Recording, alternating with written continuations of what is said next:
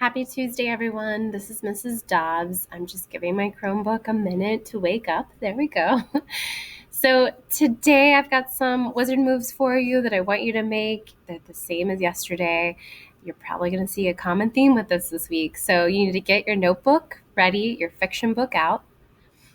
If you have a planner, which I highly recommend, whether it's digital or paper, go ahead and fill in your LT and your EQ. So your learning target today is I can complete a pressure chart to identify the reasons for the things a character does and the way he or she is. Your essential questions to ask yourself: what pressures might there be on this character? Do those pressures help me understand the character's actions and decisions? So today I want to teach you that characters have reasons for the things they do and the way they are. It's helpful for you as a reader to ask, what pressures might there be on this character? Do those pressures help me understand the character's actions and decisions? So I do this work every single day as a student and a teacher because I'm always a student as well as a teacher. So when I'm a student, I'm constantly thinking when I'm learning from others, what's happening with this person, especially if there's some kind of, conflict or they're acting in a way that I'm not used to. I like to think about, put myself in their shoes and think about, well, what kind of pressure is being put on this person? How can I understand why he or she is acting the way they are, the decisions they're making? I do the same as a teacher, right? If I have an issue with a student, or maybe I'm just worried about a student because they're not submitting their work, I constantly ask myself these questions. What pressures are being put on the student?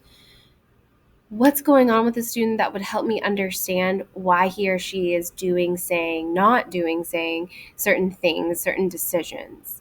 We're going to do the exact same thing for our characters. And if you don't do this already in your personal life, I highly recommend it because it really helps you get to know people better and just to be more understanding and have better relationships. And we want to do the same thing with the characters in our book, right? We want to build a really great relationship with this character so we can get to know him or her and we can discuss him or her. So the first step is that we have to consider what pressures are being placed on this character and how are those pressures affecting what the character is saying and doing, or maybe not saying or doing. So I'm going to demonstrate this. If you remember last week, we read Soul Painting Inc., and the main character was Mercy. Mercy can be a bit dishonest, and sometimes she's arrogant. Do you agree? I want to go with that. Okay, so first let's think of some examples of when she's dishonest. Like when she covered up her fears of ghosts by pretending she's going to do her summer reading. Let me reread that part and see if you agree with me. I give Rolly a stony look. He's right, but I know better than to let him know I'm scared. So I turn back to Poppy. I'm too busy, that's all. School starts next week, and I have to finish my summer reading. I root inside the bakery bag for my pan cubano. I take a deep breath of the warm bread that's dripping in butter and grilled flat the way Rolly and I like it. I tear off a chunk and sink my teeth in. A full mouth will keep me from lying any more than necessary. Yep, she's not being honest here. She just wants to change the subject and get her dad off her back. So let's ask ourselves the question Pedro Negoro suggests we ask. What pressures might the character be under? What might be driving her to act this way? So readers, we're thinking a lot of the same things, I feel like. The biggest pressure Mercy feels is to be strong and successful, even if she's not feeling that way. That is huge, and it's driving Mercy to be dishonest about feeling afraid and about doing her work. It seems like Mercy looks up to Rolly, but also she might be a little jealous of him. He has such a scientific mind and does so well in school, but she doesn't. She has these big ambitions to own the family business one day, so she feels like she has to always seem strong and in control. So maybe the pressure to be successful is making Mercy hide her failures. Were some of you wondering that too? So I was giving you an example because I now want you to do this work in your own book. So did you see how we thought of a trait that we didn't love about a main character, Mercy? And then we started rethinking the story, the parts where we found that evidence of that trait. And we were thinking about the scenes where that trait emerges and pressures that are being put on the character that might explain that trait. So it's really interesting thinking work. It's a really great opportunity to kind of get like the microscope lens and really dissect your character. It's going to give you new insights into the character. It might even make you more sympathetic to those unlikable characters in general. So today I want you to try this out as you create a pressure chart for a character from your novel. And I highly recommend it's a main character because it's going to be easier to do this because you'll have more evidence from your novel. So go ahead and open the pressure chart assignment in Canvas. We're going to read the instructions carefully. This will be due by 11:59 p.m. this Friday, and it is going to be a summative test grade. So let's go ahead and open it up together. So we're in a deep study of character session 7, and let's go ahead and open summative pressure chart assignment.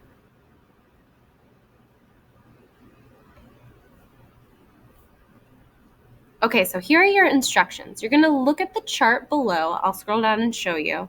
And you're going to use your fiction novel and your notebook work to complete. To complete the chart, notice I put this in red, you have to hit the red submit assignment button and then type your responses. You cannot type in the chart below. You will need to type your responses and then hit submit. And here, guys, I'm going to jump into student mode so it looks the same on my Chromebook as it will for you. Okay, and you'll see what I'm talking about. Unfortunately, the way I had to upload this, you can't type in the chart, which I know stinks, but that's okay.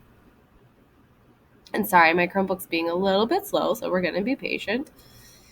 Okay, let's hop into student view.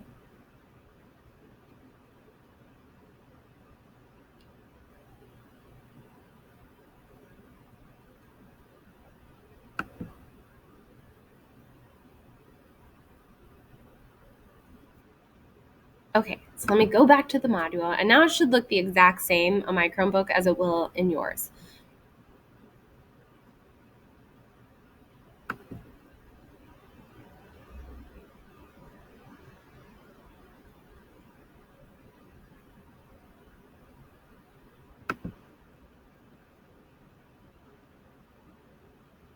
Okay, so you're going to complete this chart. You've got to hit this red submit assignment button, and then you're going to type your responses. So let's go ahead and hit it. And then once you've done that, sorry, hopefully yours will go a little bit faster than mine is. Then you're going to look at the pressure chart. So it's right here. Remember what I said, though, it's not going to let you type in here. So you've got to do the text entry box. So what you're going to do is you're going to think of 3 characteristics your character has. And these should be less likable traits, right? So what might be driving them to act this way, and how does this affect the story? So what you're going to do, you're going to go ahead and tell me the name of your book. So we'll do Soul Painting Inc. and your main character's name, Mercy. And then I would just go ahead and put 1, 2, 3, right?